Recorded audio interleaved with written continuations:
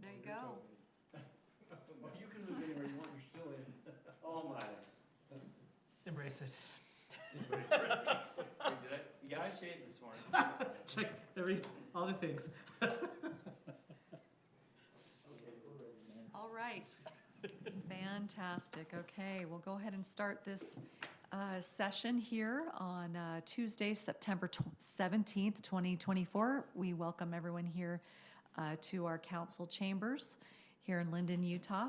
I will be presiding. My name is Carolyn Lundberg, and we will first begin with an invocation by Councilmember Jake Hoyt, followed by a pledge of allegiance led by resident Mark Purser.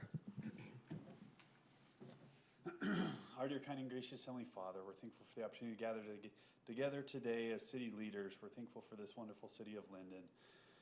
We ask for thy blessing tonight, that we'll have thy spirit to guide us. We ask a special blessing upon our first responders, that they will be protected and watched over as they protect our wonderful city. We love thee, Father, and we say these things in the name of Jesus Christ. Amen. Amen.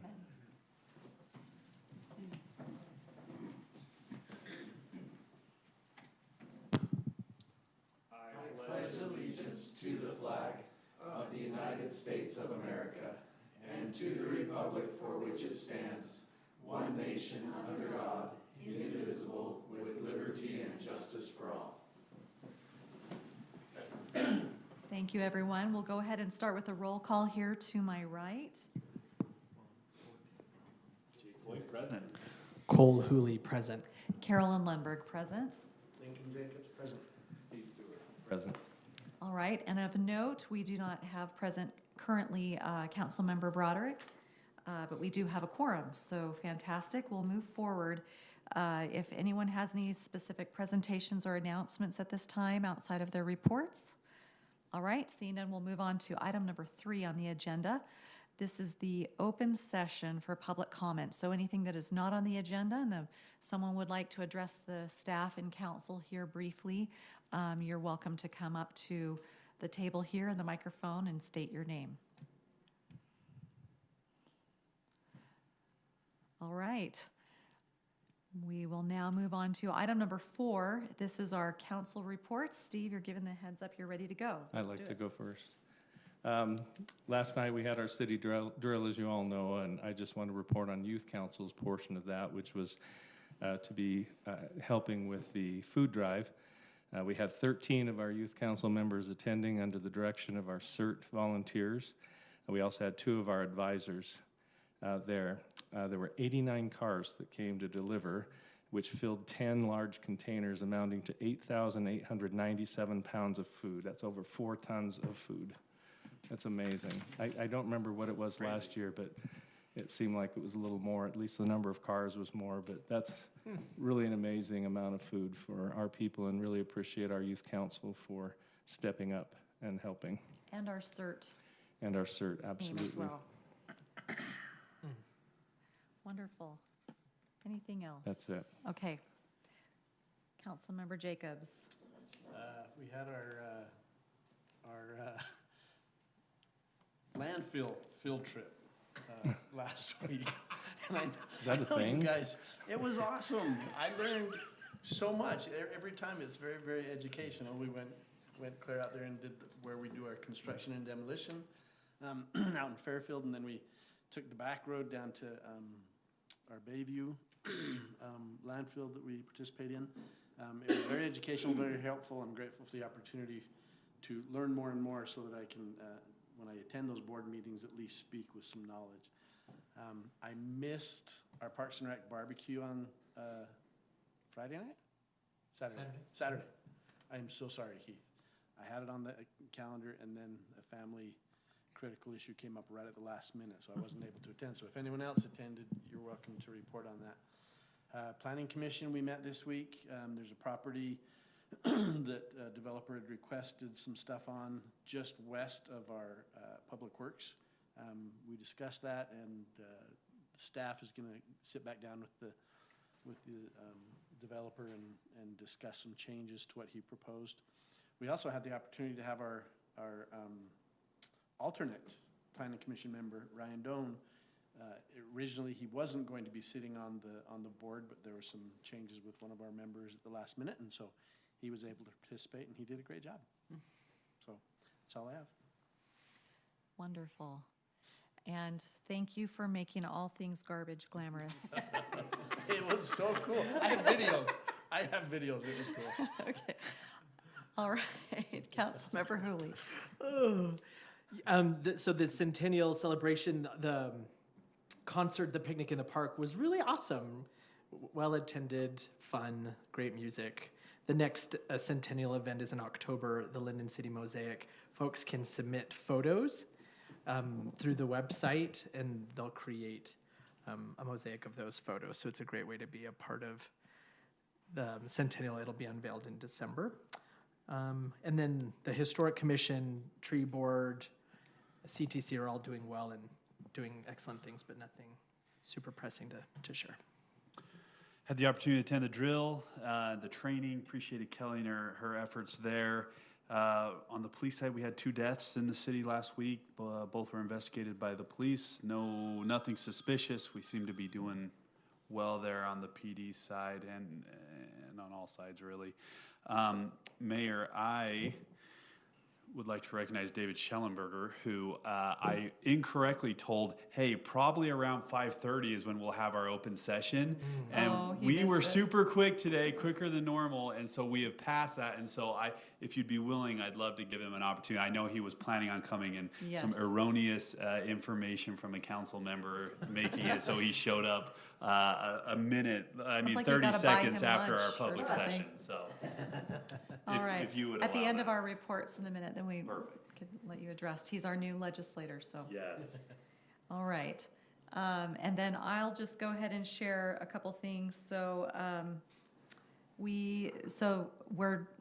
staff and I have all met a couple times now. We've been meeting with Pleasant Grove City on some shared issues with our roads and planning.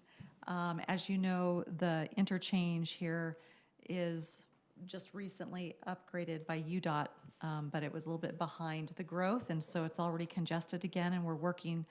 Now that we have one of our legislators here, I would love for it to give you a rundown.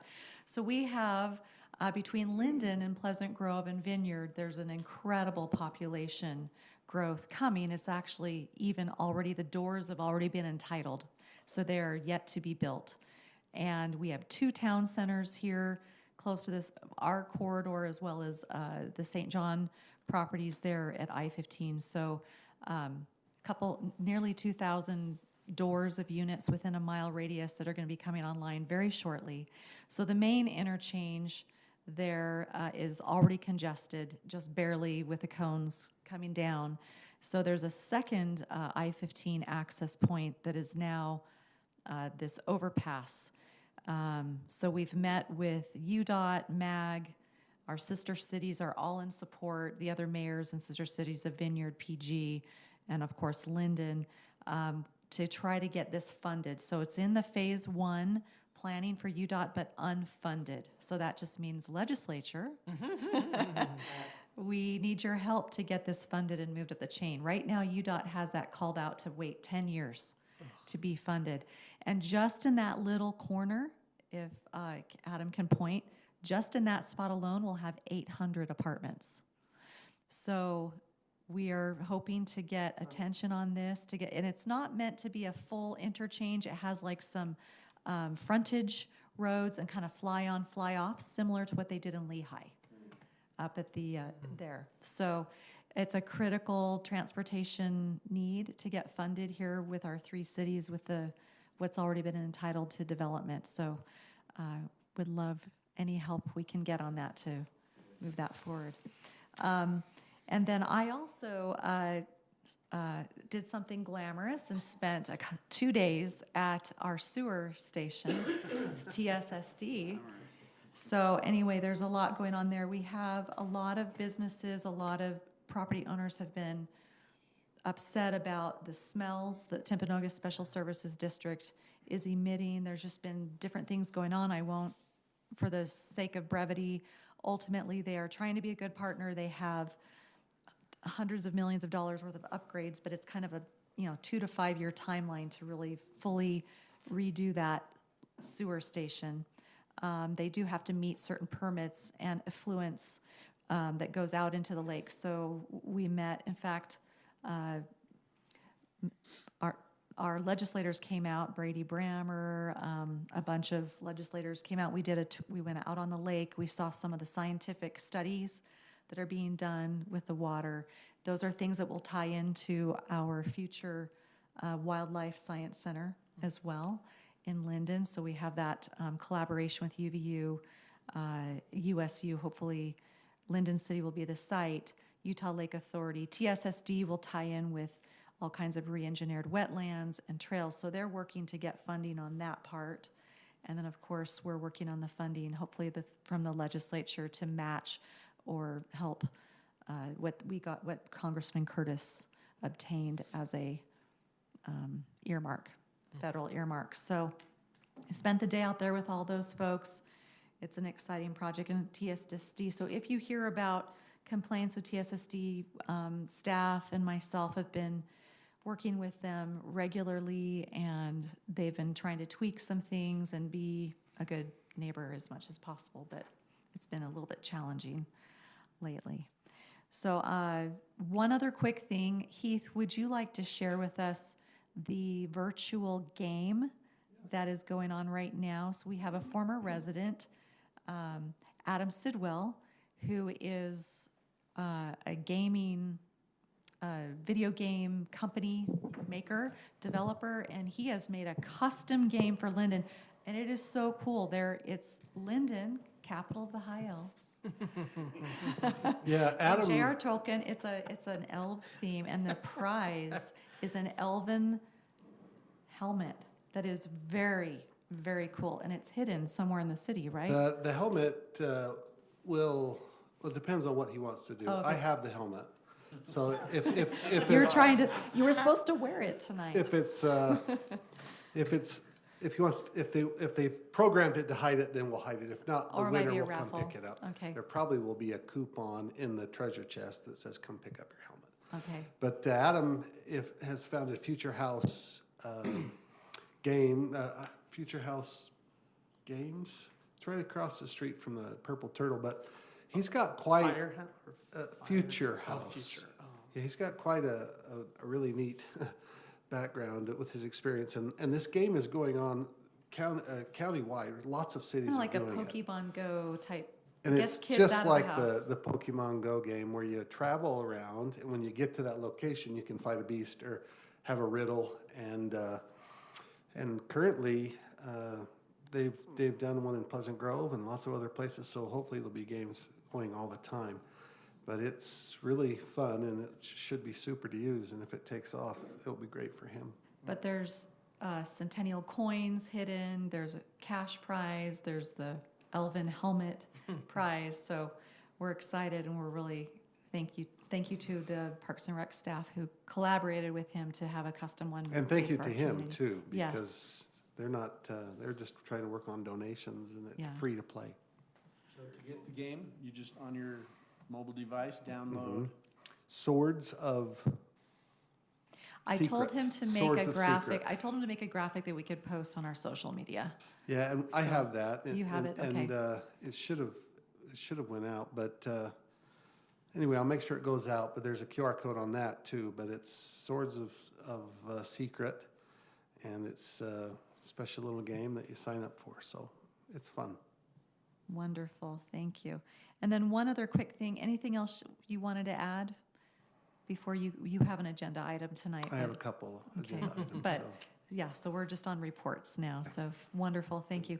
Then one other thing, we had the Mountain Land Association of Governments came and met with us as well a couple days ago. They just wanted to make sure that we were aware of different services. Of course, mayors all serve on that board to disseminate the transportation funding that our region acquires, but they also have other services and departments within Mountain Land Association of Governments, and for senior services and services for small business loans.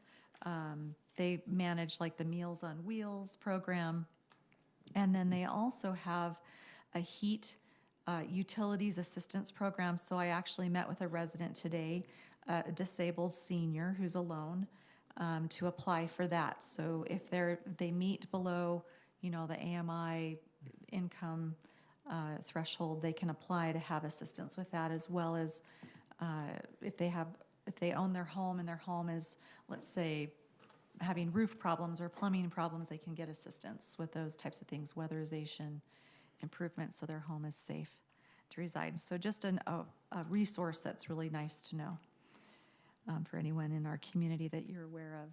Those are things that they can apply for. All right, and then I'd love to invite Mr. David Schallenberger, our newest legislator, to come forward. Thank you.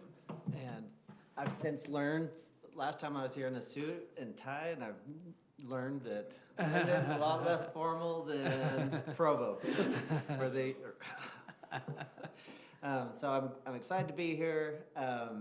One of the reasons I wanted to stop by is just to sort of set up a regular schedule. I mean, I would love to be dropping by at a minimum, like a couple times a year, and I'm trying to make it quarterly, that I could stop by. And so trying to see what would be the best way to just have that happen, whether it's in a city council meeting like this, or I don't know what you guys have done in the past. But I'm interested in what are some of the good things going on in Lindon, some of the struggles that are going on in Lindon, and things that I can help out with as your counterpart up at the state level. So We'd love that. Thank you for being accessible. Our city administrator, Adam Cowie, is probably your best resource. great. You're welcome. We'd love to have you come to any city council, agenda night, if there's things that you just want to have kind of an interactive, or you have things that you want to share with us.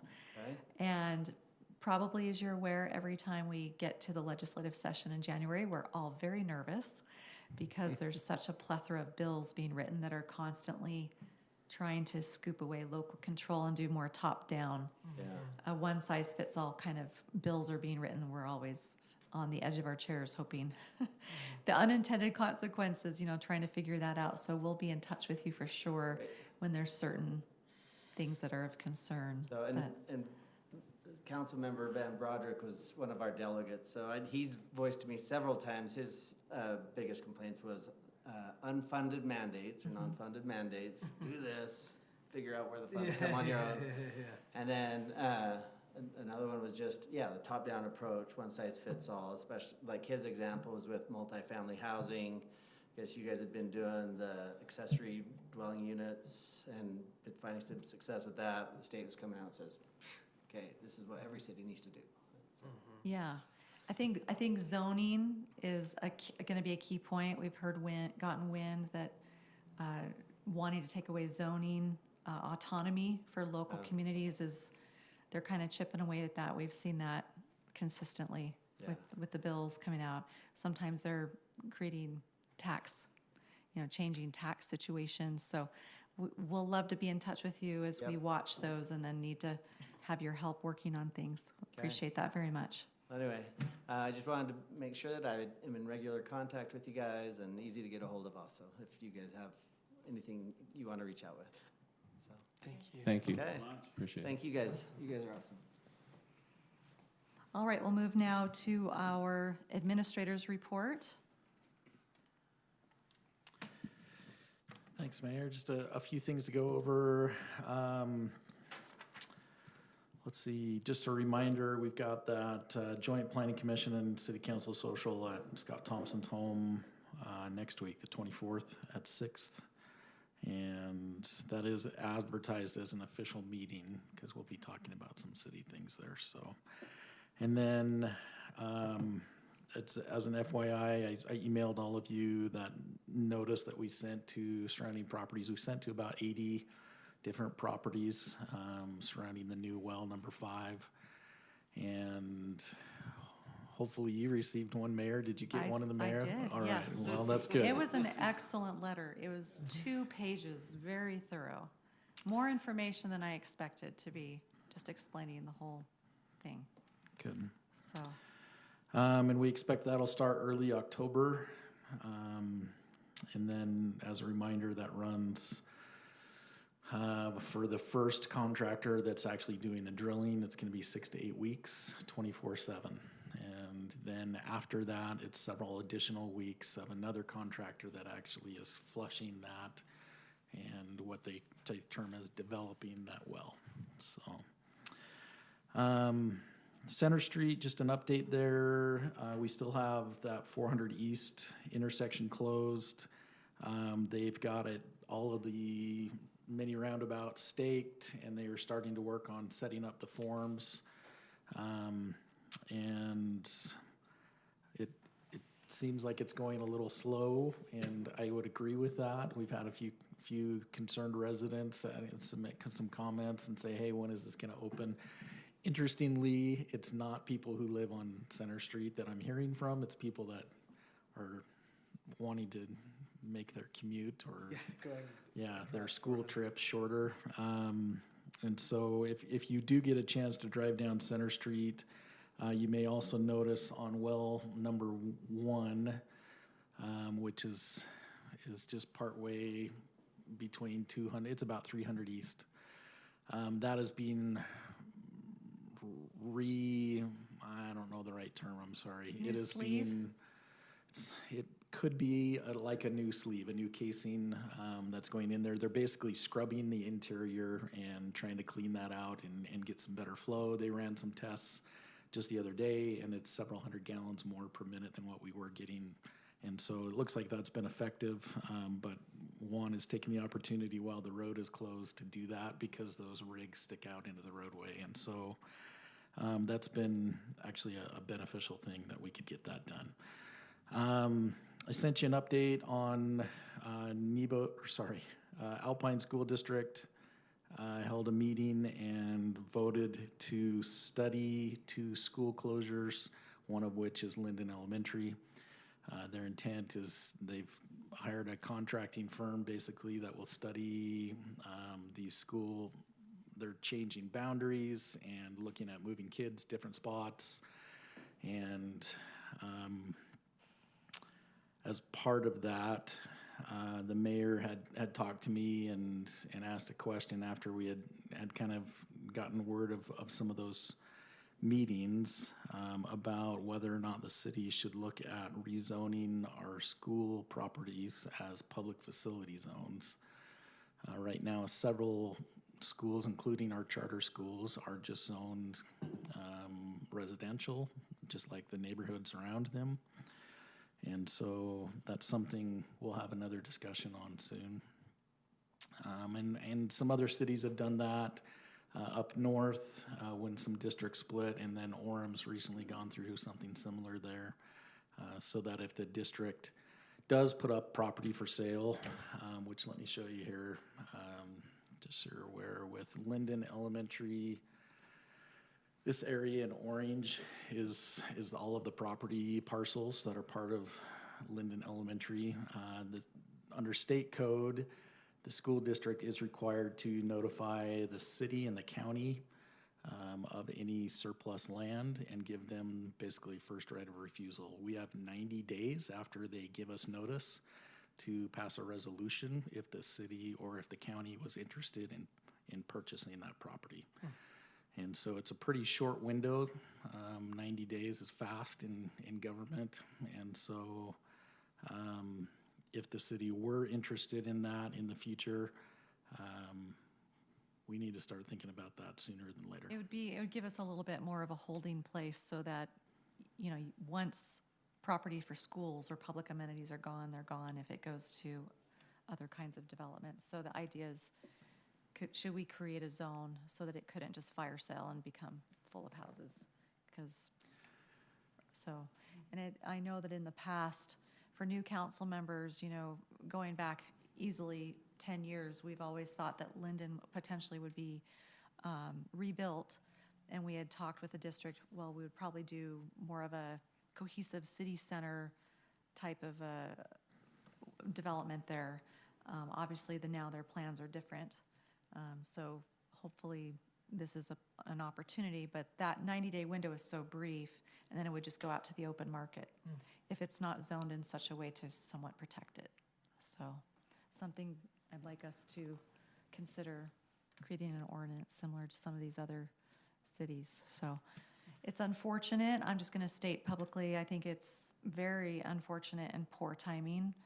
When there's an election coming right now, that will, in some people's minds, there's an inevitable split coming with both a west interlocal and a central interlocal. If even just one of those passes, ASD dissolves and has to be reformed. And so it just feels like a Hail Mary something. I don't know. It doesn't, they should let, and when I last spoken with superintendent, when they were doing the MGT study, they were saying, hey, well, we would probably err more on letting new districts to decide what to do in the reorganization, should that happen. So to me, it's a curious thing to now be looking to close our school at the end of this school year. It's poor timing. So that's just my personal opinion. So Anyway. it's not closed by the end of the school year. They would have to vote by December of whether or not to close it. And then I think That would give be them timing closed. according to the statute. They could Right, it would. have, it they would could meet have this- everyone forced to move by the following fall. Correct. So it wouldn't be this year though, sorry. Yeah, 2025, they'd have to be, moved. yeah. So anyway, more to talk about with that, but Let's see, and then just an FYI, we will just be preemptively, we're looking at this commercial property that the city recently purchased out along the 700 North Corridor. We've had some interest in that and would like to hold the hearing to declare that as surplus land so that we can move quickly if we have a potential buyer of that property. And so we'll schedule that probably for our next meeting. So just an FYI. And that is only the city council going through the motions to declare it as surplus land. It doesn't mean that you have to sell it right away. It could sit as surplus for years if you chose to do that. So it's just getting us prepared. Disclose potential buyers or anything like that. As part of that, we're able to just. surplus just means it's now available Okay, Yeah. for sale. great. So, just an FYI, I didn't want to scare you if you see that on an agenda. on an agenda. So, We're selling a snow just another couple things that have come up. We had a call. Heath received a call from Mr. Radmel, who owns owns this industrial property, and this is Pheasant Brook Park. And we've talked about this in the past. We had on our parks master plan a potential, it's a little bit hard to see, there's this hatched area right there where we had master planned to put in a future ball field on this property. He's called, let's see here. So this is oriented different. North is to your left. So this would be future ball fields that could potentially go in if there was additional property. Mel's contacted Heath again about wondering if the city's interested in buying that. They're ready to sell that or dispose or develop that property. We've had a conversation in the past, but I don't think it was with our newer Was elected prior. officials. And so I'm wondering if that's something you want us to schedule as an official discussion item. Has he given a appraisal value? No, Ballpark. but he is asking a lot of money. So it's not something that we would agree to at this point. But is it something you want us to pursue? So are you comfortable with me scheduling that for a discussion item in a future meeting? I would like to discuss it. Okay. Is that fair, Heath? Is that good enough for now? Okay.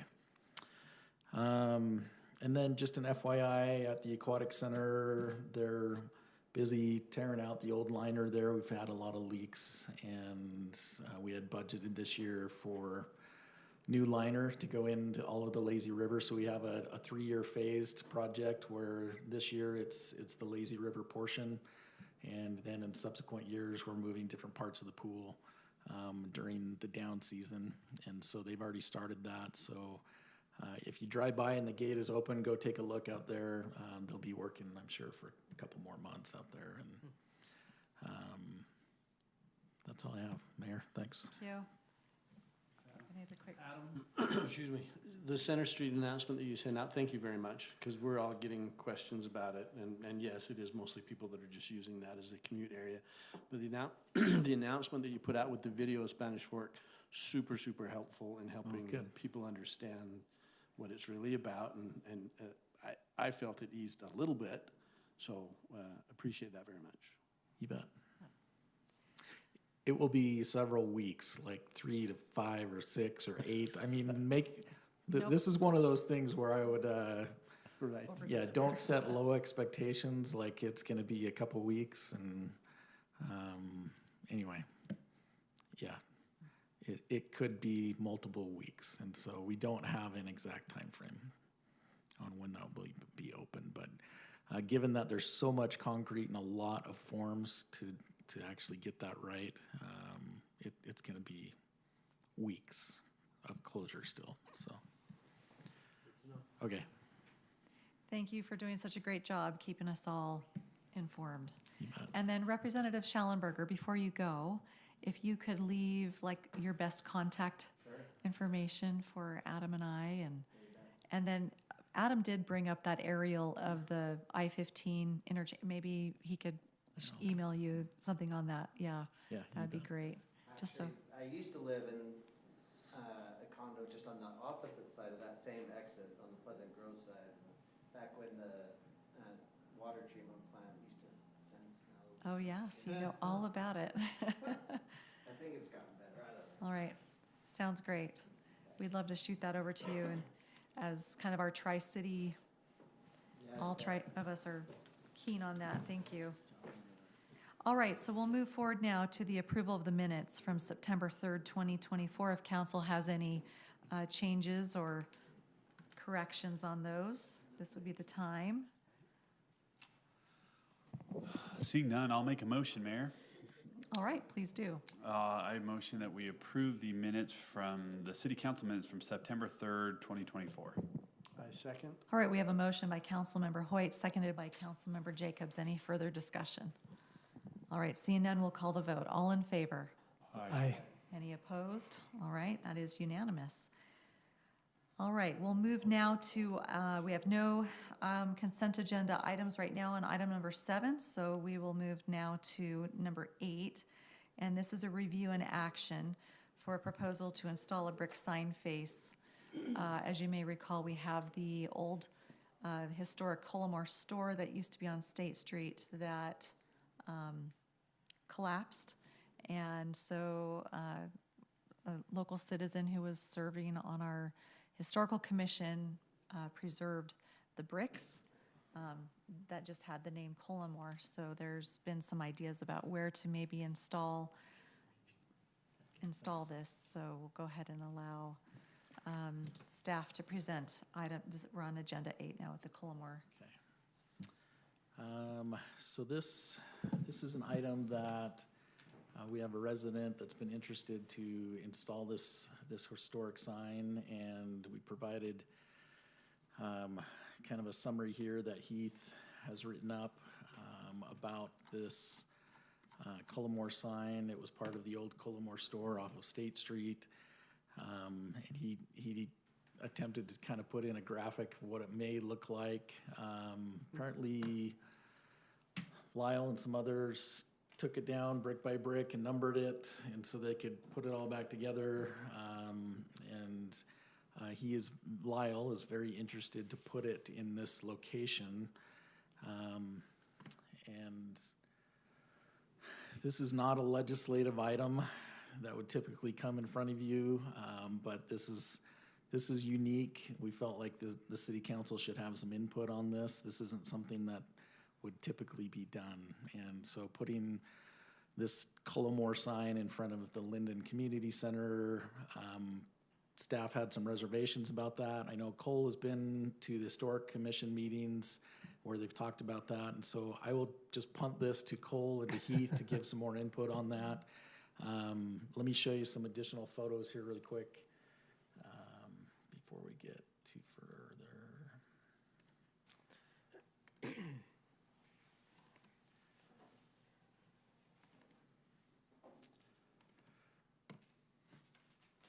So the site right now is this little island, and painted there, that rectangle that you can kind of see would be kind of the location that he's thinking of putting that. It's about 3 or 3.5 feet high.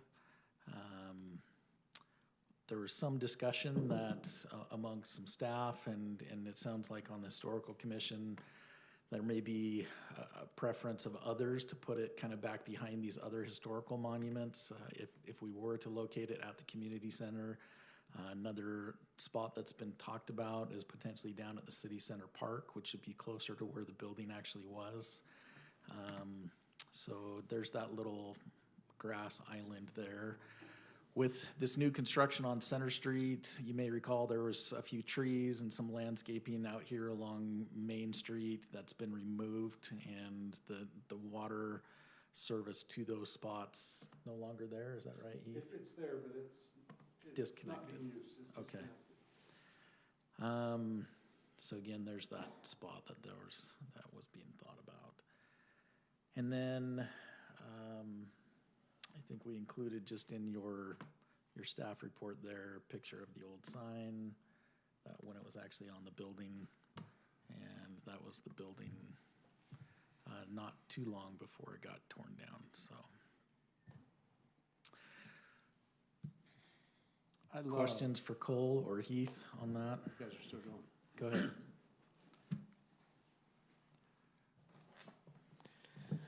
I'm happy to share. So this was presented to the Historic Commission to get their input, given their auspice. And just the consensus was really special thing, very neat, very awesome that Lyle and others have been so careful in preserving this. So a lot of gratitude and appreciation and acknowledgement that preserving it in some fashion would be great. And then, so yes to preserving it and displaying it somehow. The placement of it was what came up. So unanimously, there was a preference not to put it where it's currently on the island right there, as you can see on the right. There's just an expression of it being a little confusing. If passerby, this is the city building, and it'll say Cullimore, and most people won't know what that even means. Have context. There's no context. Yeah. And so they were trying to think of other locations where they could place it where there might be Another sign. markers or Marker. others indicate this is important and historic, but not connected necessarily to the building behind it. And so, as Adam mentioned, behind those other markers at the city building, the community center, they've even like is there a space on the north side. I brought up a comment that if there was like a space, sort of an outdoor space inside that building, we have the museum. It would be like if there's an outdoor space to house relics that don't fit indoors, so it could be a beginning of something outside. In conversations also with Adam, discussed even seeing if it's feasible with former Mayor Acerson to keep it down there at the corner, if you'd be willing to have it installed. The footings are still there for that building. Anyway, so a sense that it would be great to preserve it, but perhaps not where it's currently proposed. But that's the report from the Historic Commission. My initial thought was kind of an awkward feeling around that spot, and I think you just explained maybe why that is. It just doesn't seem to fit there, and when you showed the other two places more to the front in the grass, that makes a little more sense, I think, and I can't think of any other places around, the community it could be placed, but I can definitely see why it would need and that they'd want to have it preserved. Yeah, there in that location. It seems a little better if we're going to do that. Heath, you have a comment? Yes, Mayor. When Mr. Lammer approached me about this, I talked long and hard about putting it behind the Pioneer House at Pioneer Park in that little area back there. He wanted to be super visual, and so that's why he kind of was talking about that specific location.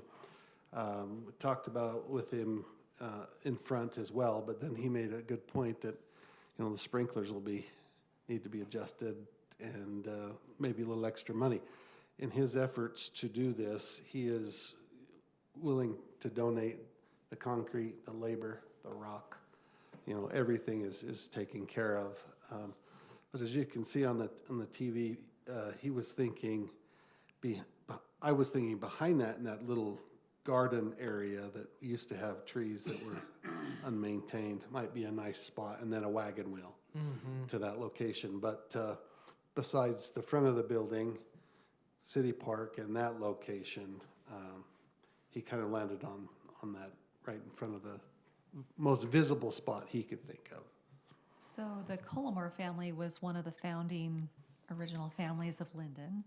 I believe this was a Harris home, this building. Yeah. I'm wondering if we could, talking about context, where would it make sense? The Cullimore, there's still the Cullimore name. We have, former Mayor Cullimore, who is one of our Grand Marshals this year. And I don't know if there's other Cullimore sites or locations that, I'm just thinking, what would make the most sense for future generations to see this and connect something, So, I thought that too, because if you put that Cullimore sign behind, then it somehow will be connected to the home, and that's not accurate. And so I agree with what the mayor's saying. If we could just look for some place that may have better context for that related to the Cullimores.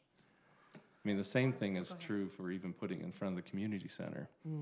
So We do have our museum, right? Our historic preservation museum in the community center. So there may be at least a little bit of a connection. I don't hate it right next to those Placards. our veterans placards. Pull that back up, Adam, if you would. it'd be interesting for the Historical Commission. I know we've lost, the tithing house was demolished, but there's great photos of that. Now the Cullimore store, other buildings. It'd be interesting to create something in a park. For example, American Fork Cemetery, they have a walk where people have, the interpretive signs and pictures of these are the significant families of the community, and you see a little history. I don't know, like maybe if we had something that featured the historical buildings in Lindon, the family names of key players in history, that would be a bigger scope of something at this point, but I don't know.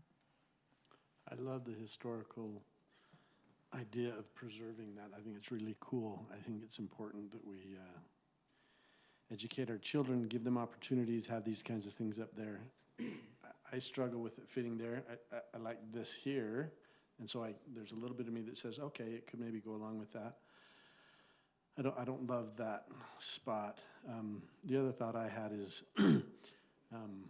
we've got the elementary school across the street that is tenuous what's long-term there. We've got a building here that we know has some issues. I don't know what the future brings for those two facilities. Putting this there also, maybe it's not the best place to put it right now, where we're still trying to figure some things out with those two properties. The park, even the Pioneer House, I know it's not the same thing, but I still think it fits super well for people that are wanting to learn about the history and such. I think those other sites would be better. So down on the site, this is the concrete pad, and some of the footings that Cole mentioned are still there from the store. We do have the historical marker that's already there on site. So, It is private property at this point. We don't know how it will develop in the future. Yeah. but owned by Jeff Aserson, who Would I'm he- sure would be very interested in accommodating that. Yeah, I would feel confident saying that. okay. Busy road. If you're going to bring children down there, it'd be cool to see a little bit more developed than just that. But it is the place.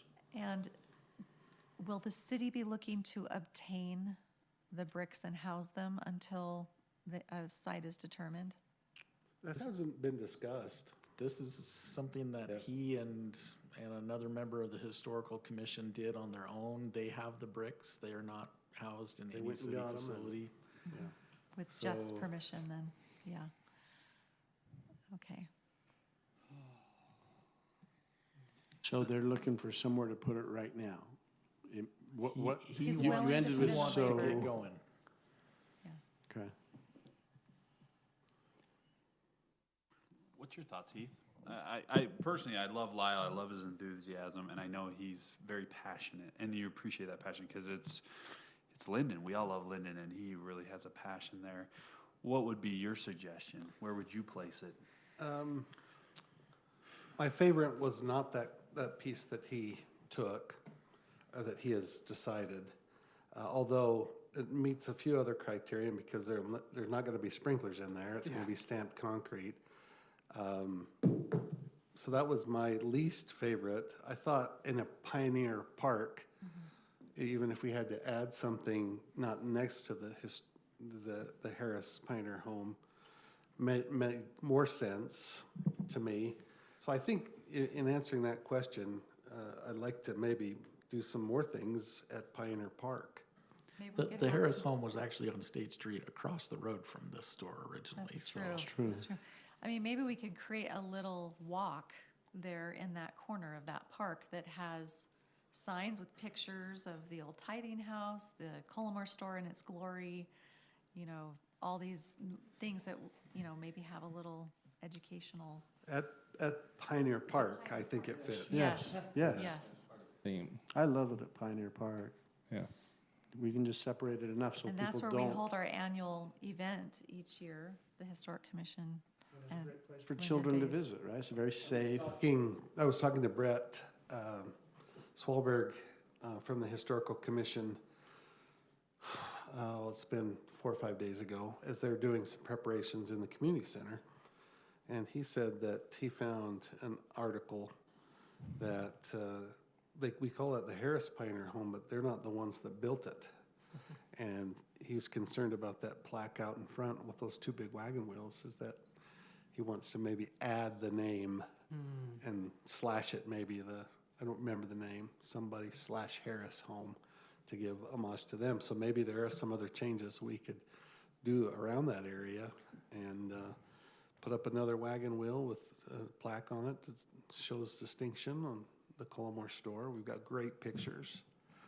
I know Lyle can be passionate and maybe doesn't love that idea, but from a long-term standpoint, I'd hate to have him put it there and us to tear it down 10 years from now. You know what I mean? Not that we have plans to tear that down, but if something comes up, you know, there's certainly some uncertainty of whether it would be a permanent solution there. Where this here, that's a permanent solution. There's nothing happening in that park on the 50-year horizon. And the same thing on private property. You don't know if they'll You own just that don't, forever. especially My on concern- prime property on Prime, State busy, Street. yeah. Agreed. I Even though like Mayor- the idea of Even though creating, former Mayor Akerson would be amenable to it now, again, When what he happens sells. when it develops, so. Well, I love the idea of creating, I know there was that cute little garden behind the Harris home, but it sort of just got overgrown and then had to be ripped out. I think making a little pathway for kids to explore and other interpretive signs, historical things, that could be a collection, outdoor collection point. It'd be really nice, so. So we have listed this as an action item so we can get clear direction that we can pass on to these individuals. If you're willing to make a motion, that would be great.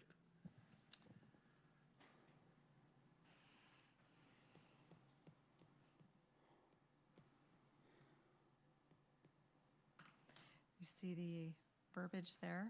Anyone ready to take a stab at it? Looking at it.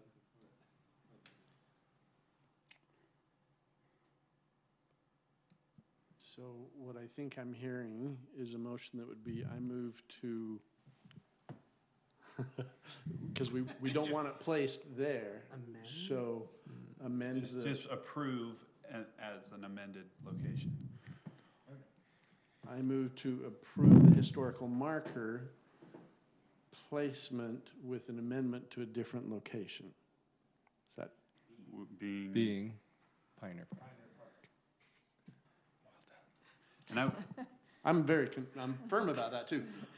Say it with conviction. I make a motion to approve the historical marker placement with an amendment to be placed at Pioneer Park. All right, we have a motion by Councilmember I second. Jacobs, seconded by Councilmember Stewart. Any further discussion on the motion? if we could just maybe add to the motion, if you would be comfortable, as a council, with maybe the commitment to look into what you're talking about. Yes. Look into Yeah. the Create city, context. the city perhaps funding. A pioneer walk with a, Some collecting. improvements. Yeah, I know Improvements, yeah. one of the key factors with is that there would be no cost to the city. With this motion, with this change in venue, I think explore. we're comfortable in exploring some additional costs on the city side to make it an even better Needs to be- collaboration. To bring meaningfulness. And maybe that doesn't need to be things part there. of the motion, but if it could be noted in the It minutes is. so that our friends at the Historic Commission can know that we want to work together, we want to be a team, and let's make We this love great. the idea. We definitely want this piece of Lindon history to be preserved. Grateful to Lyle Lamoureux. It was his wife that was a key individual, I believe, to getting the Pioneer home there, right? That was Pam Dean. Pam Dane. Well, doesn't strike They're me. all That's how fantastic. history works. Put it on a plaque. It was her now.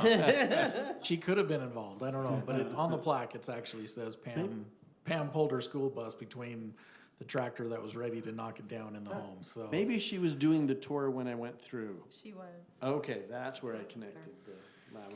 Sorry. All right, very good. Okay, we still have a motion on the table. Any further, are we through with discussion and amendments? Okay, then I'll call the, You've got a second as well. Yeah, I second. we have the motion, the second already, so we'll call a vote. All in favor? Aye. Aye.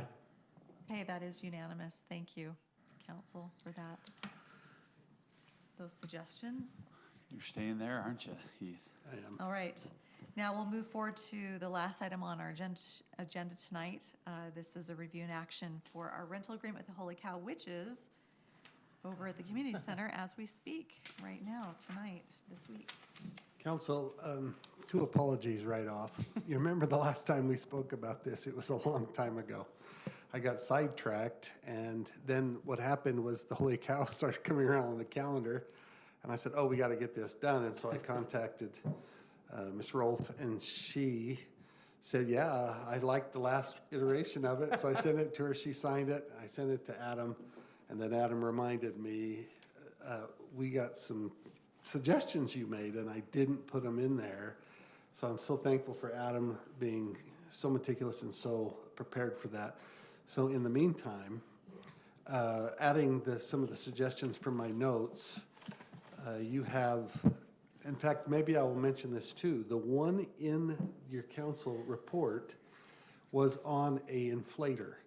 Just the current price that she's paying, grandfathered at the price for the Holy Cow, and then a 4%, that's kind of where we land, a 4% inflator that would go for a lot of years, anticipating she would be there for a lot of years, and that she would get back to paying the actual fee in about 20 years.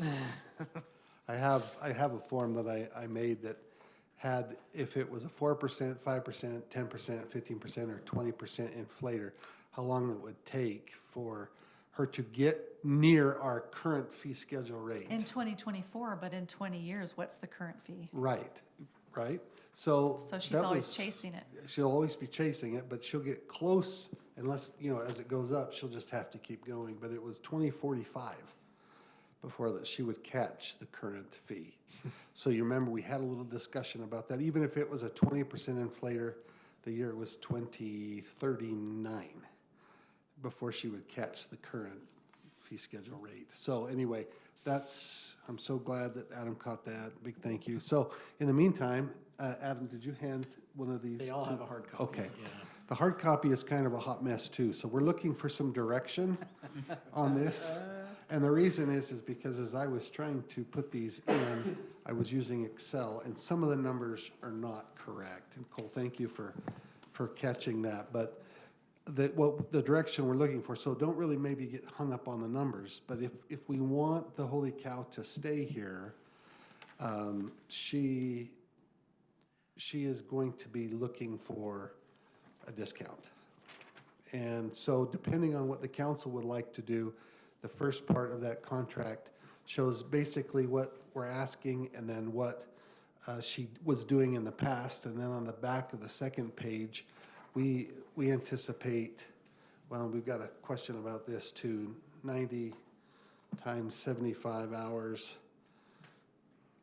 is, that number we found, Adam, was not correct either. So she has, yeah, I'm sorry, 90 times 150. Yeah, again, my numbers are skewed. We're just looking for direction on this, on how we want to maybe help these bigger boutiques and these ones that do the city some benefit as well. So the council, last time I spoke with you, we kind of brainstormed and there were 5 ideas thrown out. We don't have to use all 5.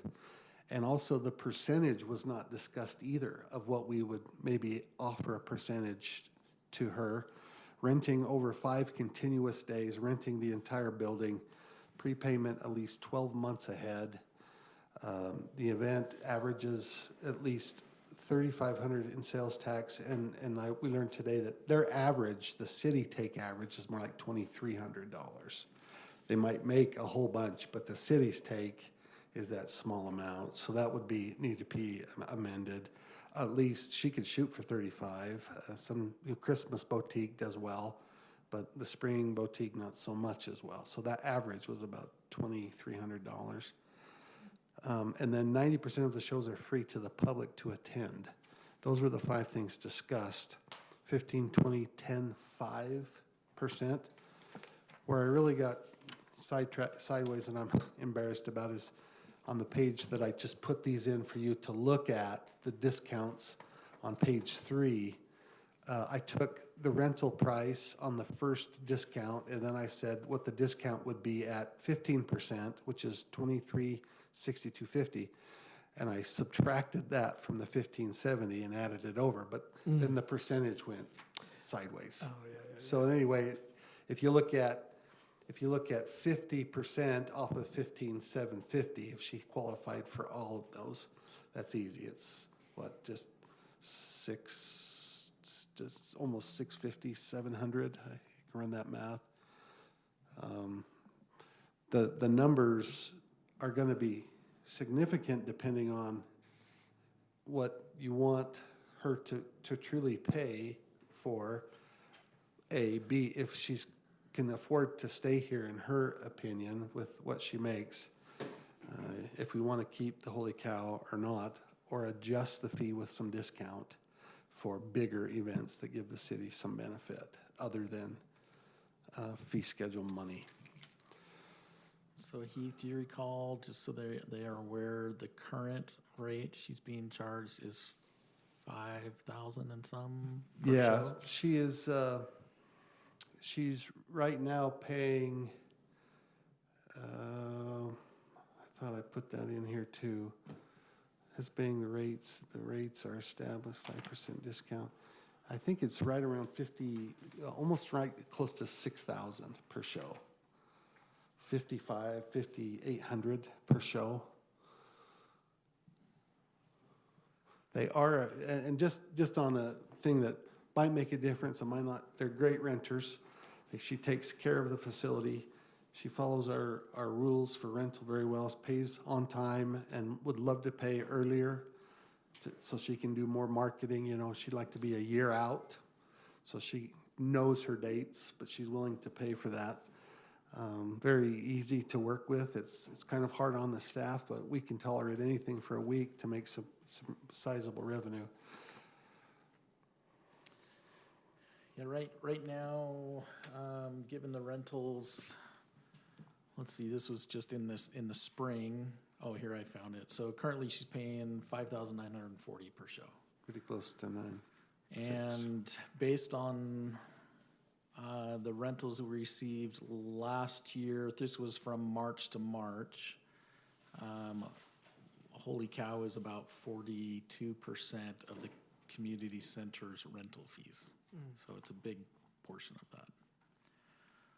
So it's about $1,000 a day. They start selling Monday through Saturday, but don't they set up? Monday is their setup day, Setup day, and so then it's they run 6 Tuesday days. through Saturday. Once in a while, once a year, They're she using the likes to building do 6 that days, Monday so it's averaging invitation. $1,000 a day. So she will sell on Mondays, She has sometimes a private party. The private party night. So on the current fee schedule, it would be 15,000 for that whole. So groups like Whole the time? Creators Collective, I know we have them, and then we have one other one that do Makers. boutique Yeah, shows. and, yeah, they haven't really inquired this year, but the Creators Collective, she has, right now, she has, I think, 14 dates. And that's usually Friday And they are and then not all day getting Saturday. the same, They are Does- paying the straight rate, and they go Friday and Saturday. just a 2-day, because their rate is higher, probably. Okay. But she has vendors, I mean, the Holy Cow vendor could have up to 100 on the waiting list, so that anybody that really wanted to put the time in, like the Creators Collective, could get vendors and hold shows as long as or equal to the amount that the Holy Cow does, depending on what they really wanted to give into it. So others rent it for 2 days. Is she the only one that rents it for 5 consecutive days? That's correct. And the next closest is 2 consecutive days? But they pay full Yes. price, Right. Yeah. Right, I which is understand. significantly more. If I could just point out that what we decide on the discounts that we want to give, we have to offer those to the. All groups that all- qualify. Right, just make sure. So these others that rent it for 2 days, staff is obviously involved to some degree regardless of who's renting it, because we have, does it become less when somebody has it for 5 days for the staff because you only have to do something at the beginning and the end? Or is it more comprehensive because every single day it adds that much more to the staff's already? No, it's Burdens of certainly a responsibilities. beginning and end. Just the beginning, no matter how long they have it, like they want the lobby, so we clear the lobby, we move tables and chairs to make that all available for them. Aside from that, they do all the taping and the prep work and take it out. In fact, we don't have a place for our chairs, and so in this agreement, you'll see that it's understood that Jamie will take our chair racks, secure them in her big trailer, she hauls her stuff down, on her time. Keep them safe, weatherproof, out of the way, and then she brings them back in the building in order to gain that space where the chairs have been stored. So we only have to work on the beginning and then putting things back together. So from a financial perspective, it does make sense financially to give a reasonable discount for somebody that's doing 5 days as opposed to somebody who's 2 or 3 days. I believe so, and I believe that the tax that we get is certainly a Something. fair, sales tax we get is a fair measure as well. Do we have any policy in place right now for consecutive days? If somebody gets it for 1 day, they get this. If they get 2 days, they get this. So No, this but is kind of stepping that's into how the it fourth. started, Right. in 2017. Yeah, there was a 10% discount for her being a member of the Chamber, Pleasant Grove Chamber, Lindon, Pleasant Grove Chamber, and there was a 10% discount for renting the whole Magilla. So if I understand this correctly, so this page here, you're giving 3 options. Yeah, I wanted the Kim- council to see 3 options. Okay. So we would decide on one, and that would be So in what the I'm seeing agreement. then, for example, the bottom one, council approved 10% discount, but the cumulative in Holy Cow's instance, because they qualify for all 5, is more than 50%.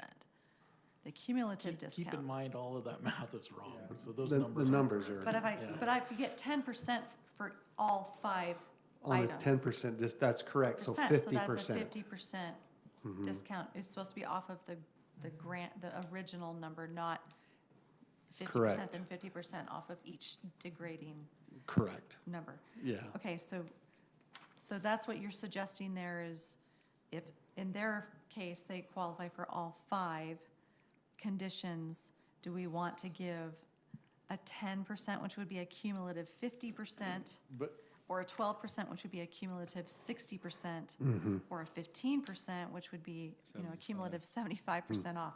Essentially, right now, based on our current fees, it looks like she has like 80% off. Yeah, that's closer to Currently, true. yeah. So if she's paying, she's just about paying 6,000 per show. But even at the 10%, at 50% off our current rate, I think it's what, $7,800?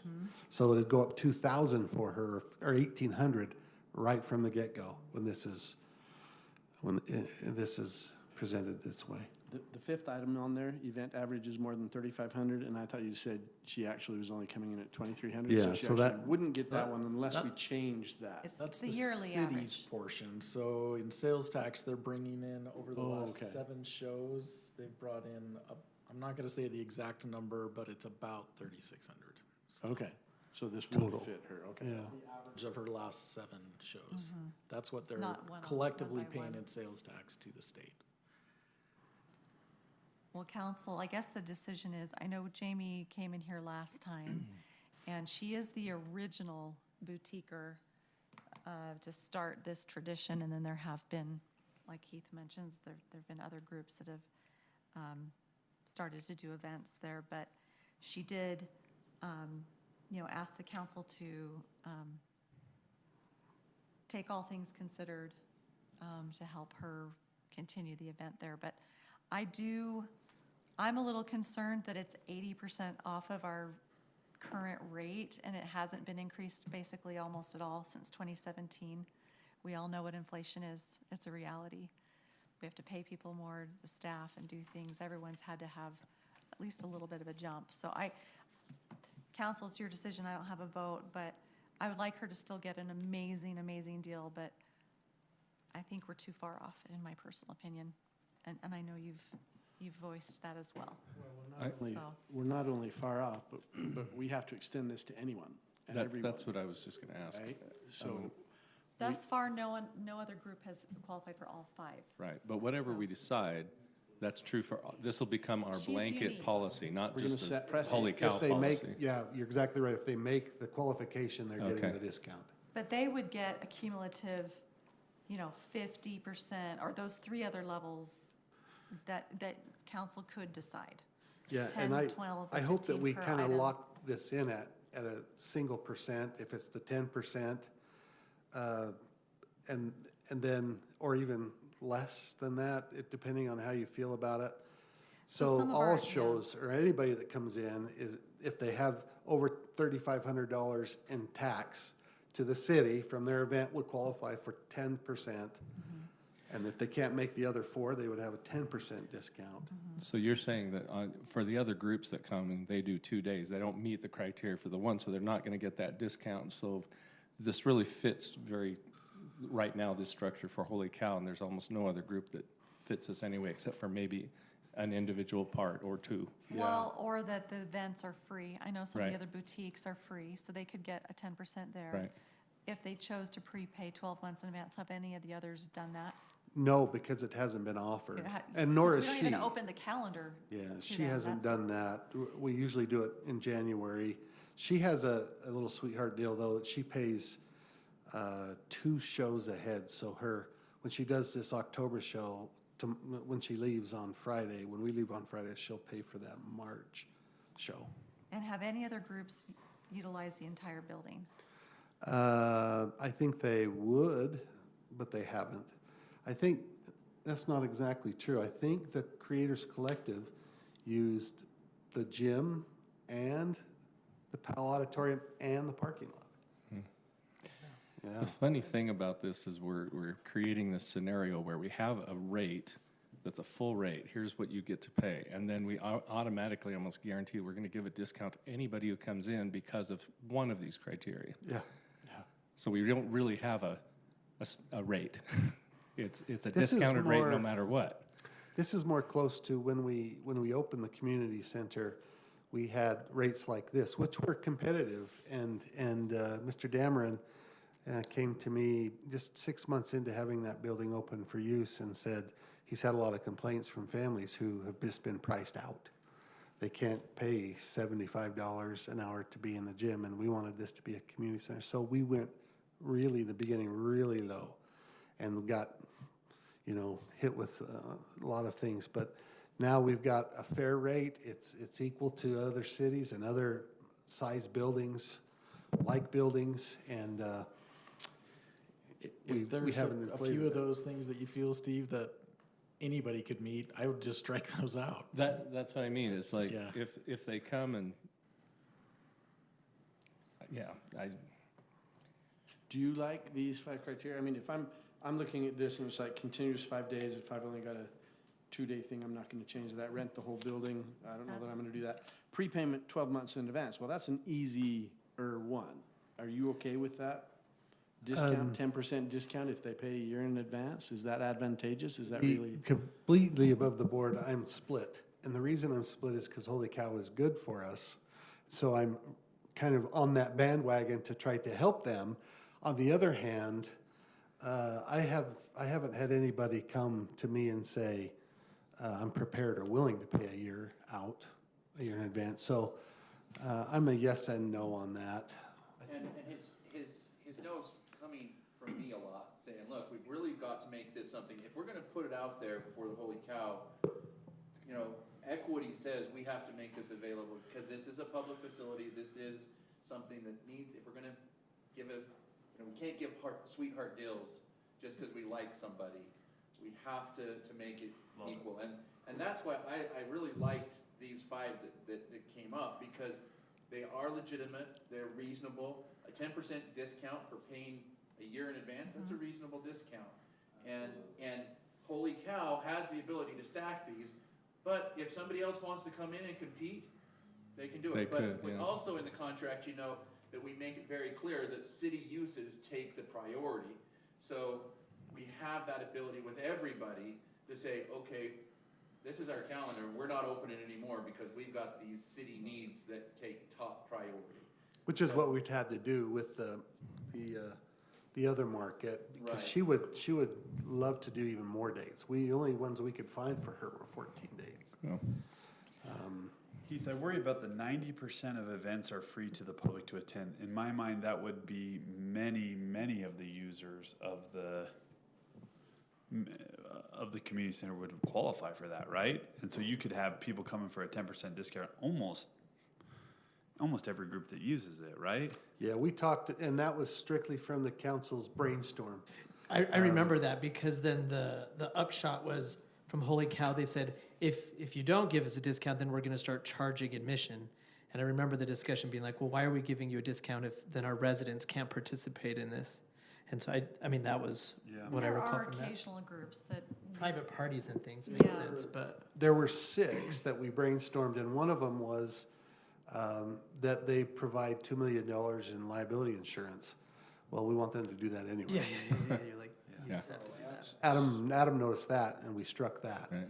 So Heath, let me do my math correctly. So Thank you. you're saying, we'll see, don't credit me yet. Let's get the banker in. All right, so each one would be a 10% of the original rental price. Correct. So if you're looking at the bottom one, the 10% rental, each one would be $1,575, right? And they have. If 1575 is correct, let's use that number. You have a Five potential of getting continuous 5 days. of those. Yeah. So that's a total discount of $78.75, which would then give you a total rental price essentially of 78.75. $78.75. So that's about $1,800 more than she's paying now. 1,900, yeah.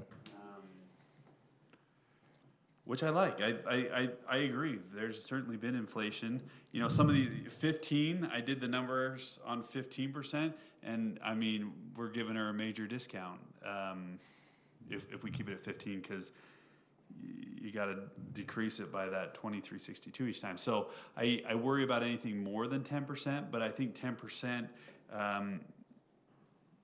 Well, if we speak, for this as a recorded meeting, it's 50% total, because you get 10% for each If item you on can the do it matrix. 5, yeah. So in You their can instance, change some of those percentages. We're not married to those. Yeah. So Yeah. but it's a cumulative 11 and a half. 50%. I mean, On the 90%, what's that gonna do to the rest of our contracts? Because isn't then they everybody could gonna get qualify for 10%. that? I Yeah. mean, they could get 10% off. change You're it okay to with that? 5 or something, you know? I think it's, Well, that's what I say, is that 10%, does that stomach well if for it's you? a free event to the public, I I think, like, let's say it's an art show, or it's Yeah, give us an A example night. of someone who would qualify for that 90% are free, that are currently using it. That Give us some currently current use it. Well, users. besides the two groups, there is an art group. It's a gentleman that lives over on Main in his parents, not Amy Ron, it's Amy's sister.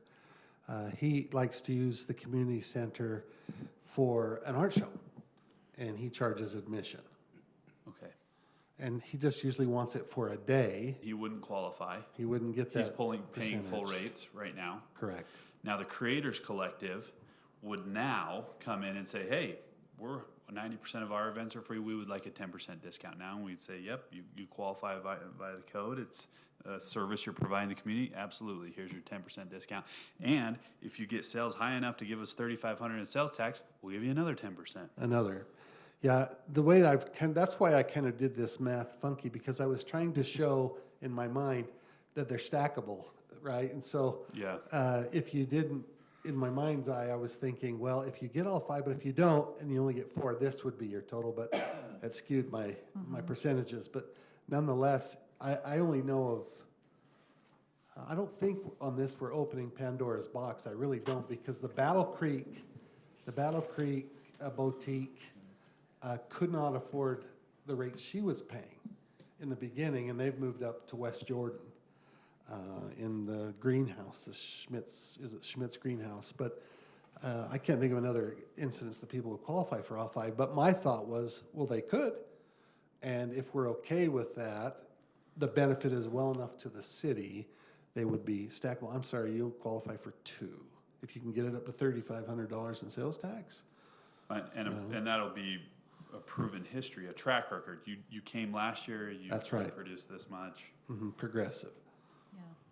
I agree with our council. I think having some custom little escalators amortized over 20 years, it's just too subjective. We need to have something uniform that is, treats all parties the same. And as the As a- rates as a change, policy. it's automatic. That's what I was going to ask. So in the future, the rate could change, but the structure that we're creating would remain the same? Correct. Okay.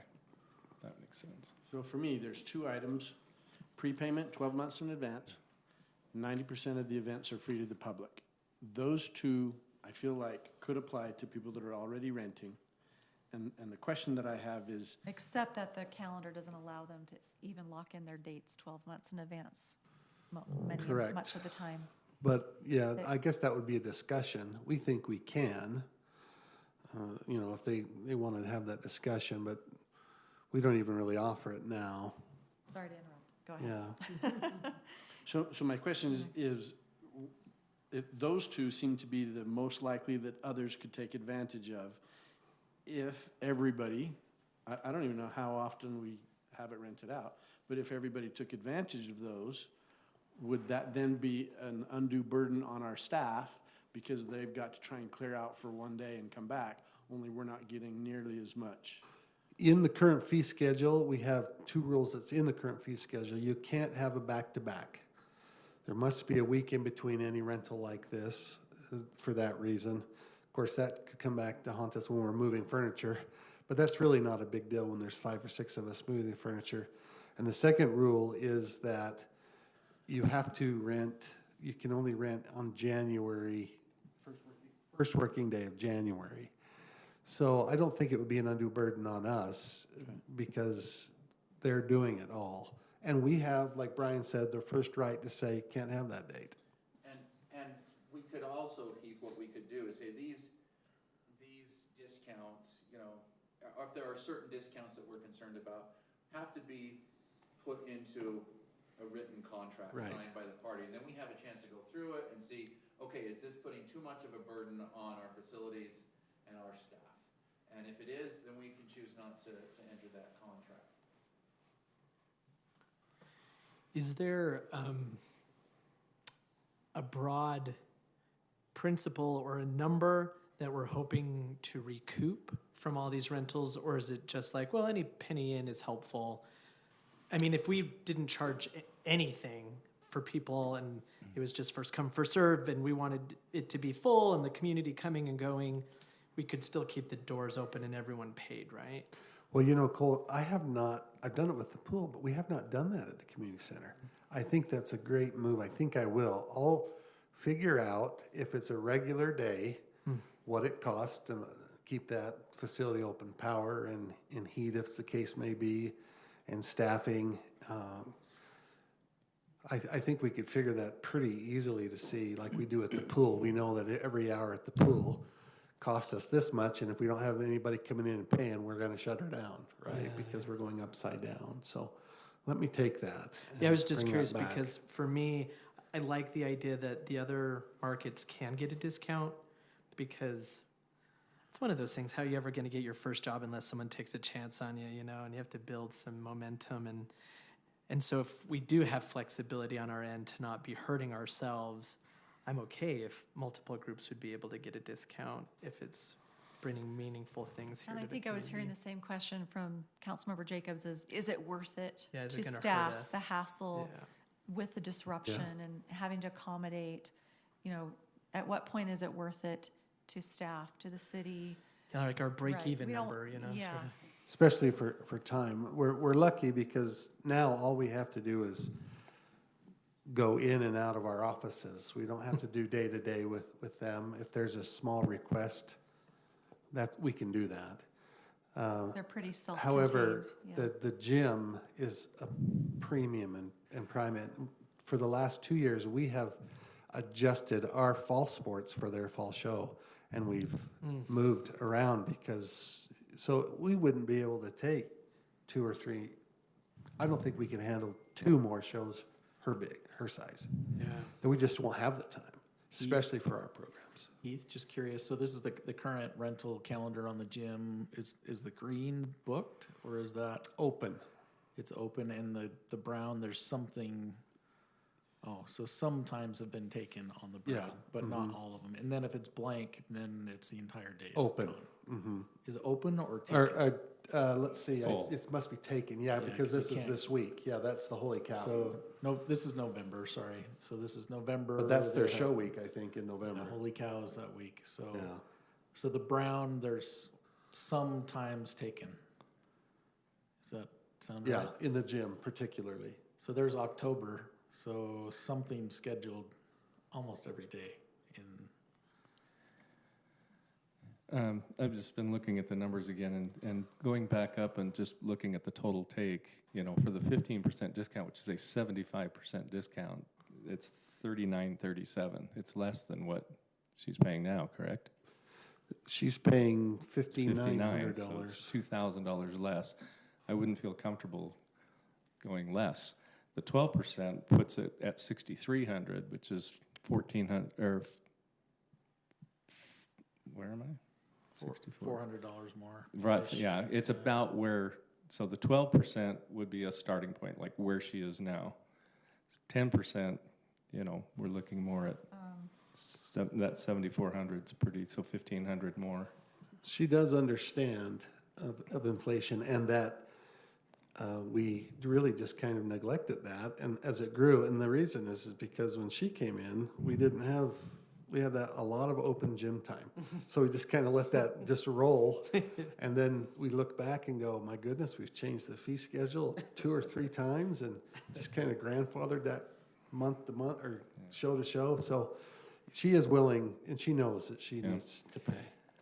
So I guess what I'm looking at is at 10%, which is 50% discount, she'd be paying $1,975 more than she is now. Which would, to me, is a better starting point than just going 400 more and, could go a while before we need to make any changes on the rental price.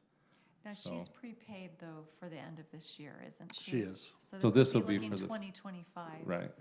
So it gives time to kind of This is gear the up, time, ramp up to this that. is a perfect time to do this because she's going to want to pay for her I was thinking January of show. that, so that was a wrong My preference, assumption. I guess, would be the 10% discount. I'm okay now looking into the 5 again, just looking at giving everybody an opportunity. We won't be losing a ton on that, but So do we want to put all of these 5 items at 10%, or do we want to kind of like put, 10, 10, 10, 5, 5, 10? I'd I rather be think we need to keep it consistent. somewhat Yeah. simple. We've tried to Keep be it all simple. fancy sometimes with rental rates and things here and there, and Then you gotta It's figure hard to out track. which one is more, Resident, non-resident, which one weighs more than another. 501c3 tax-free. are they doing a And then- trade with A BNI? trade, that's right. Are we entering, so we're gonna enter a Yeah. contract with Jamie for how many years? 3, Okay. her and her husband said if we do this and she gets hit with money, a request to do 3. But again, council, I'm okay with what your feeling is on that. 3 is a lot of years with But that. we do have a provision in there that if something comes up, we can get out with a notice.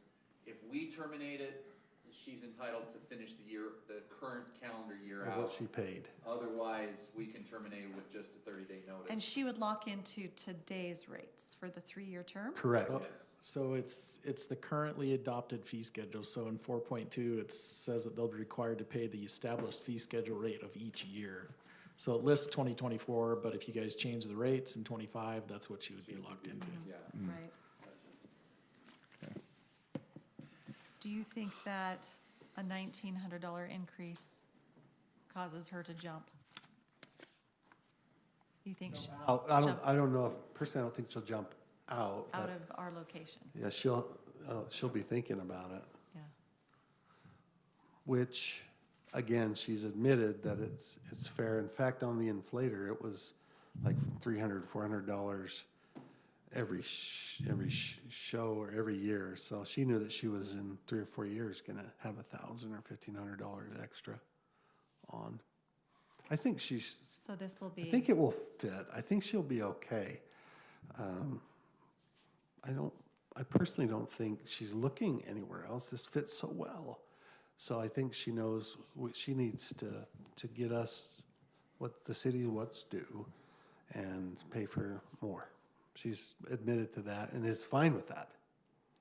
but, yeah, I don't know, she's the business owner. Obviously, she knows her margins, she knows what she's working with. And I think we all expressed a lot of appreciation for her having this here in our community. And so we don't want to create hardship, but we do need to simplify the arrangement to be uniform. So, So yeah. I guess one thing too is if some of these are, they speak in a cumulative term, so it's like 90% of events, so it's presuming they'll have more than one, or like the 3,500, that's like an average accumulation of multiple shows, but right now it says per show. So maybe it's just wordsmithing to say, if we're anticipating it's 90% of their show, or if it's like a cumulative of a year's worth of their proposals. There's a little bit of a time point thing there too. That's a little unclear for me. Annual averages? Yeah, is it a is what- annual average or Not is it per event. per event? If it's, because 90% of this event is free, might be kind of strange to apply.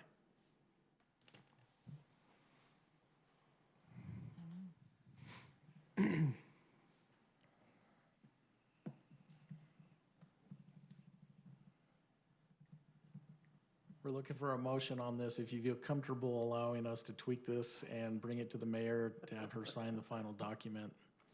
Okay, I'd just like to know from other members here, if we do the 75% is off the table for me, the 15. The 12 and the 10, I could go either way. Again, the 12 makes it $400 more. That is an increase. The other one's $1,900. We could go 11% and hit it at 1,000. And so it's kind of like, are we really focusing on this starting point with Holy Cow and then letting everybody else benefit from that decision? And what would that be? And are we interested in keeping it easier for them and then, look at our rates going forward? That's just, I kind of like to know what everybody's thinking on that as far as Holy Cow. Yeah, that's a really good point. A lot of this conversation is, she was the original, Right. yeah. I think we need to honor that. Is it gonna be too much of a shock that she's gonna be looking to go shop it and take the event to another community? So $400 more, $1,100, or $1,000 more, $1,900 more. 10, 11, and 12.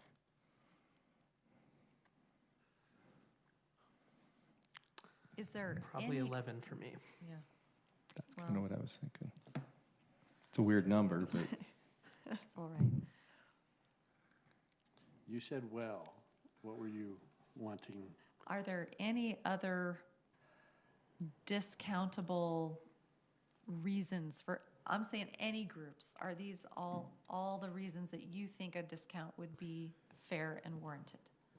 Is there any other criteria. circumstance or criteria? Yeah. Have we looked at everything? If something's a nonprofit, 501c3, and they can provide the paperwork, that might, do we already have something like that?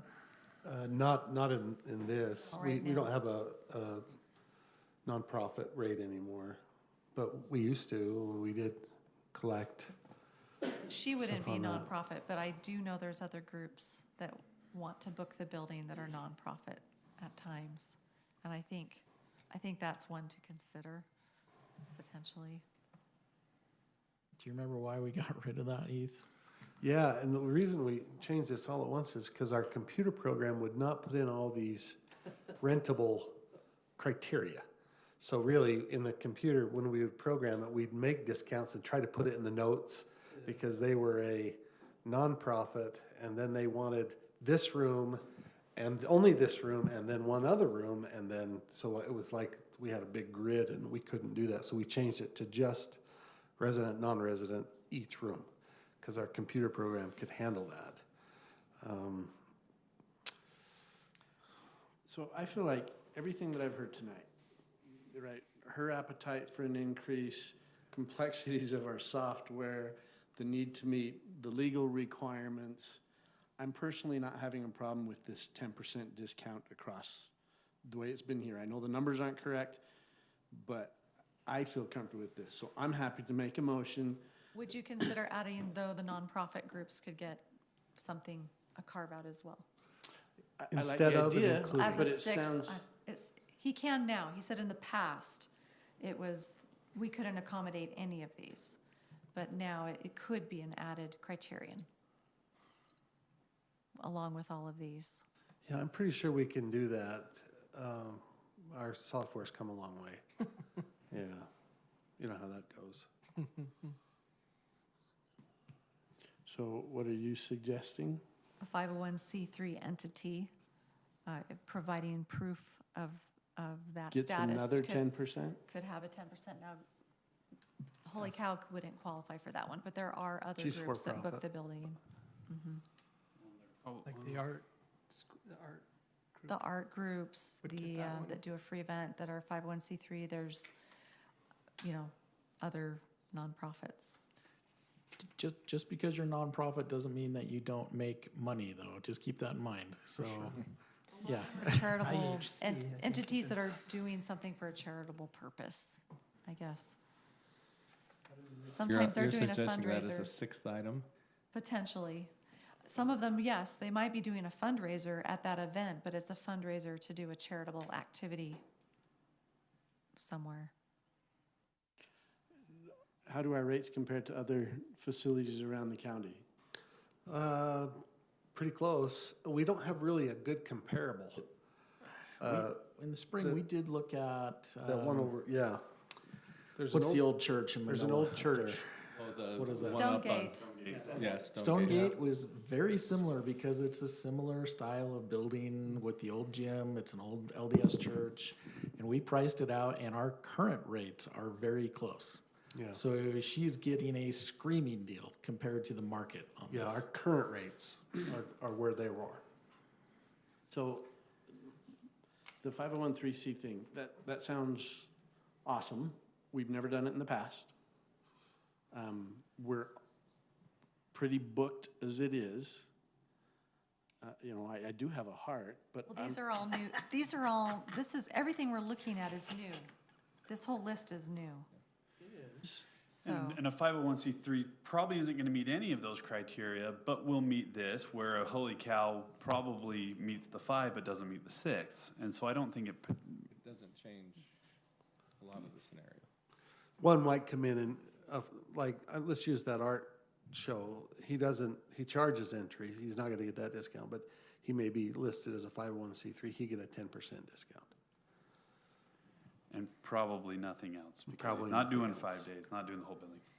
So my feeling is if we have a push and we have a 501c that would really like this, when that push comes, I'm happy to revisit this. I'm comfortable with where we're at right here for right now to make a step. I feel like we need to make a decision, we need to do something, and then we need to move forward. yeah, we're also trying to be uniform for not just the for-profit boutiques. We're looking at all the entities that want to utilize our community center, host events that are of benefit to the community. There is an And I option. know several 501c3s, this would be very helpful. They're not there doing a retail event. There is another option. We can just leave it at the current rate and see what we get. I say that a little tongue in cheek, but Stonegate, I don't know what their revenue is for the weddings and stuff. We don't look the same as they do, but it's a similar building. It's an old church, just like ours. I like the idea of being helpful, but a lot of issues go away sometimes when you simplify the process. I would vote against that though, so strike that. Can I say that? Full You guys price have to for say that? everybody. Can I say that? Our building's not as pretty as Stonegate's. They've done a lot No. inside. Beauty's in the eye of the beholder. Where's my Well, motion I think text? I think the proposal, this is something, our council has reviewed, and I think it's a good uniform approach, I think, to give a stab at this instead of having random different agreements hanging out there. So that's my 2 cents, I think, but I do think we need the nonprofits to have a Lincoln, are you carve-out. opposed to the nonprofit being in there? Not necessarily. No, Okay. You ready to make a motion? you like it in there? I think we Yeah, add it in, I and think so. I think you just amend your All right. motion if you're comfortable with that. Sure. Okay. I move to approve the rental agreement to the Holy Gal Boutique as per these 5 conditions, adding another 10% discount for 501(c)(3)s. Is that right? 501(c)(3)s or 501(c)(3)s? C3. Yeah, And giving them wiggle room yes. to change those numbers, right? At what percentage? Did you say that? Yeah, the 10% 10%. for each of these 5 items. I'll as well as second that wonderful motion. All right, we have a motion by Councilmember Jacobs, seconded by Councilmember Hoyt. Any further discussion?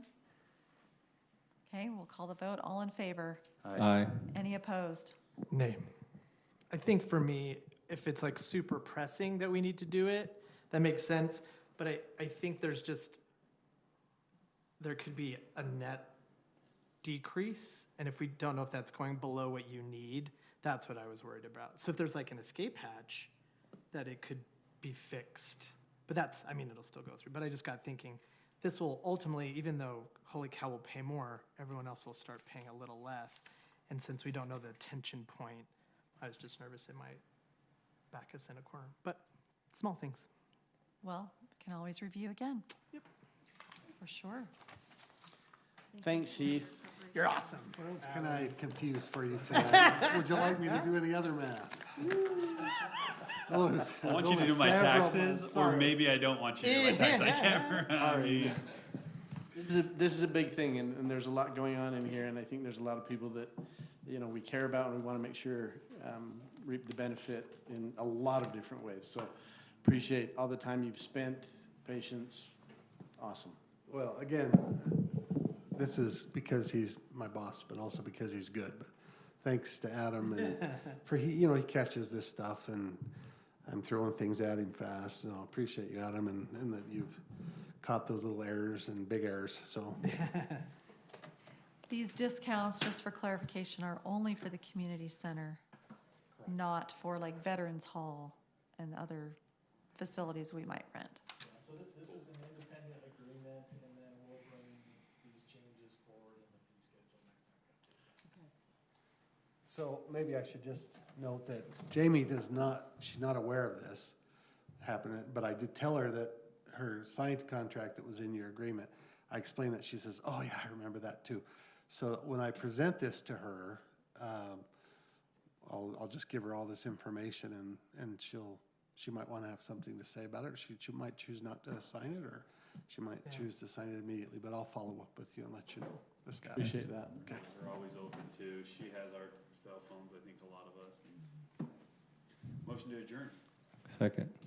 Okay, we have I've a never motion by done that. Councilmember, I legit have never took done that. Dan's spot. Motion by Councilmember Hoyt, seconded by Councilmember Stewart, all in favor to adjourn.